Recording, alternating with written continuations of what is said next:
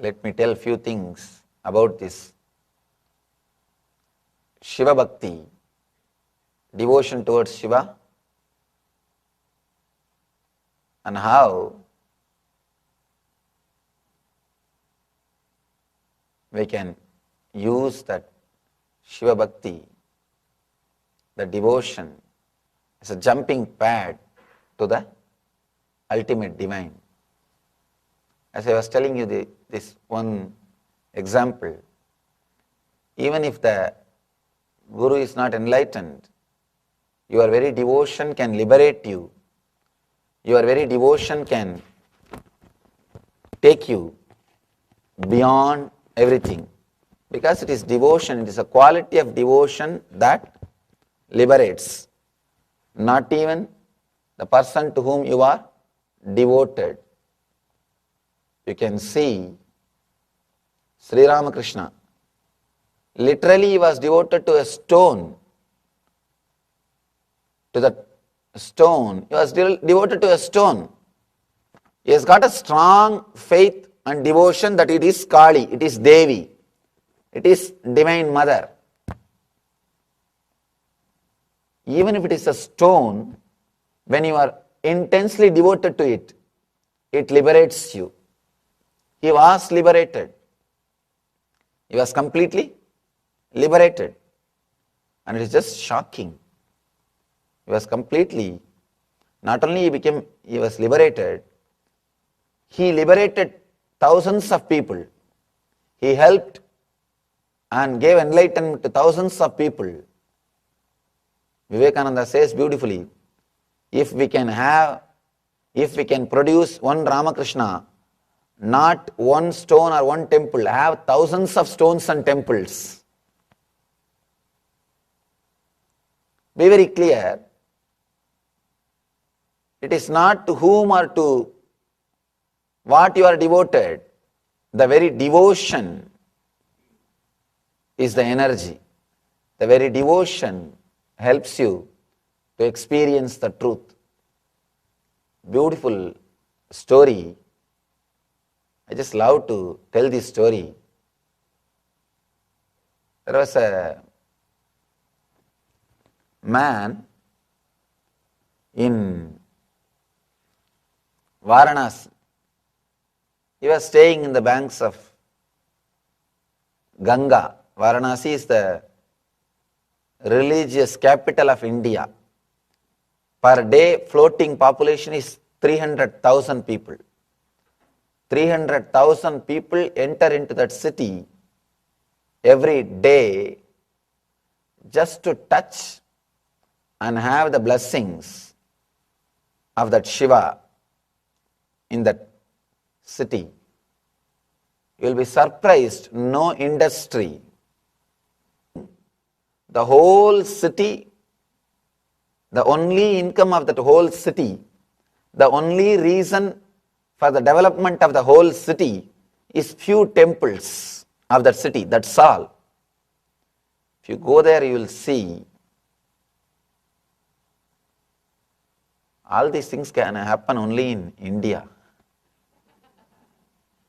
Cities grow around temples. Even the village in which I was born and brought up, if you see the value, means the amount of money, time, energy spent on building that village temple, and the amount of money, time, energy spent on building that whole remaining village, it is not even 10%. If they have put 100 rupee, 100 men, and 100% energy in building the temple, the whole remaining village, they have put hardly less than 10% of money, 10% of men, and 10% of energy to build the whole remaining village. You will be shocked. 25-acre stone built up area, built up in stone, complete granite, built up area, and all other houses will be made out of wood and the mortar, the cement, brick. This beautiful city, the great city Varanasi, there was a man, very simple, innocent man, uneducated.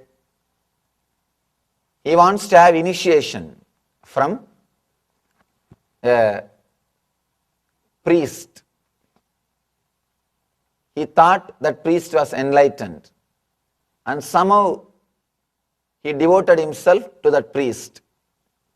Of course, not only that priest was not enlightened, he is not interested in accepting this illiterate man as a disciple. But this man's devotion is such. He decides, I should take initiation from this priest. Let me do something. Then finally he somehow comes to know about the initiation process. Initiation means the disciple will touch the feet of the master.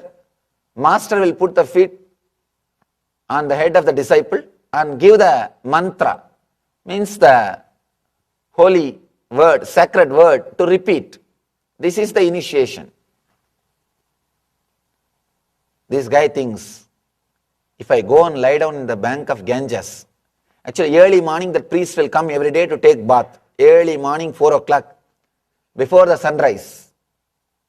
If I lie down in the steps, naturally when he walks, he will put his he will put his feet on my head, because it is dark. It is dark. He will not know. He will somehow step on me. So it's a blessing. One more thing. In India there is a habit, strange habit. Even if you do some mistake, you say Ram, Ram Ram, Krishna Krishna. People, when they do something like this, they say Ram Ram, Krishna Krishna. The words which you repeat are very powerful. Let me tell you a small story. A remote county village priest, remote county priest, suddenly became a rich guy, and he started going around in Mercedes Benz. The neighbor, the next county priest, he was not able to understand. He asked, what happened? How did he become rich?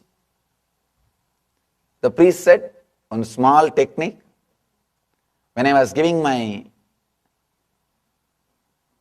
Sunday sessions, Sunday sermon, I was praying, standing in front of the crowd and praying. I saw suddenly the whole group was mesmerized, hypnotized. I gave one instruction, let all of you empty your packets. And they all emptied. Now I am rich. These guys said, oh, that is the technique. All right. After 1 month, the priest with Benz car is going around in the Benz, but the second guy did not have any luck. The priest asked, what happened? The technique did not work. Oh, don't ask about that. I was also praying.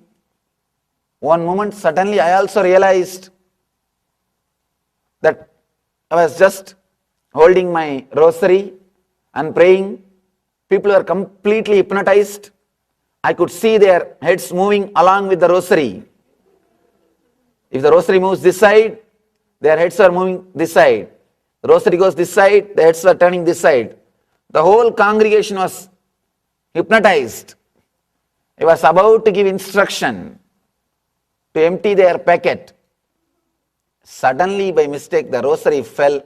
I shouted, shit. Still I am cleaning the church. Be very clear, the words which you use when you are unconscious shows the mental setup. So it is expected any devoted person is supposed to use the words of words related to God or sacred words, even when he is unconscious, even when he does something wrong. So this man also expected, this Ramadas also expected, his would-be guru is a great spiritual person. So naturally when he steps on him, by mistake, he will repeat Ram Ram or Krishna Krishna. He thinks, I will take that as a mantra. Very intelligent plan. He will put his feet on my head and naturally he will slip and he will say Ram or Krishna or some God's name. I will take that as a mantra. He goes to the Ganga steps. Early morning, 4 o'clock, he is lying. The same path in which the priest used to walk. Almost everything was working. But for one thing missed. The priest came, he walked in the same route and he put his feet also on the Ramdas. But because he is not enlightened as Ramdas thought, instead of saying Rama or Krishna, he shouted, oh buffalo, hey buffalo. He just shouted, fool, buffalo. First he shouted as buffalo. But this Ramdas is such a sincere person, he decides, whatever my master uttered is mantra. I'll repeat this word buffalo as my mantra. And he starts. You'll be shocked. He starts repeating that word buffalo, buffalo, buffalo, buffalo, buffalo. Continuously he is repeating. He is sitting and repeating that word. Buffalo, buffalo. Just because of his devotion, the story says, really, Devi appeared and gave darshan to him in the form of buffalo.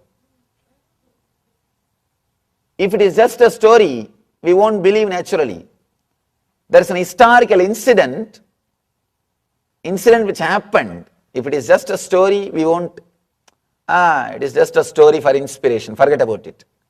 But there is a history, then you will understand the power of this devotion. The next year, festival time, they were trying to bring the Devi in the procession.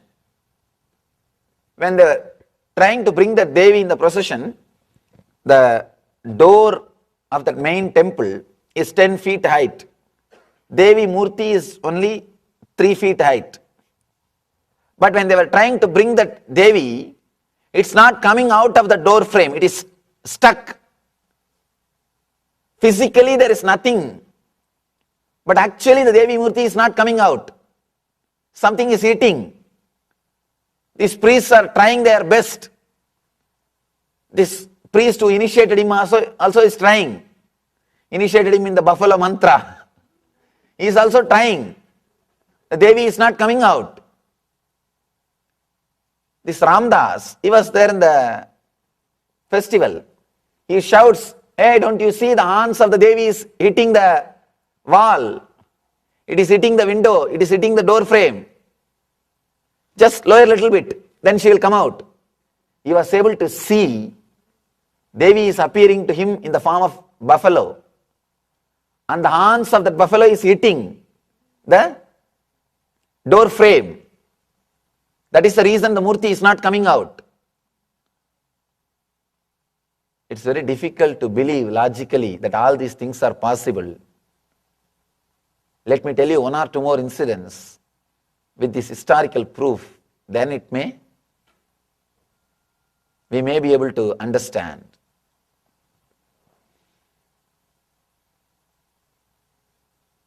He shouts, oh priest, oh Gurudev, why don't you lower the statue a little bit? The horn of the Devi is hitting the wall. The priests are shouting at him, fool, don't you have eyes? What are you talking? Where Devi has got horns? Keep quiet. You are being allowed here itself is too much. Get out. They were shouting at him. Then they are trying their best. She is not coming out.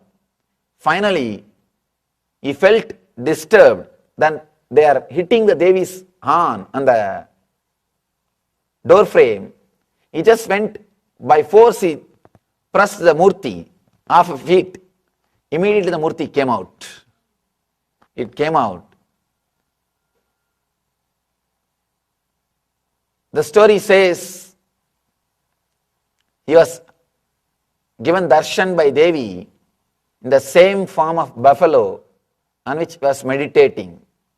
And not only she gave darshan, she proved to the whole world through this incident, whoever meditates in whatever form, with whatever name he appears, the divine appears to them in that same form, in that same way.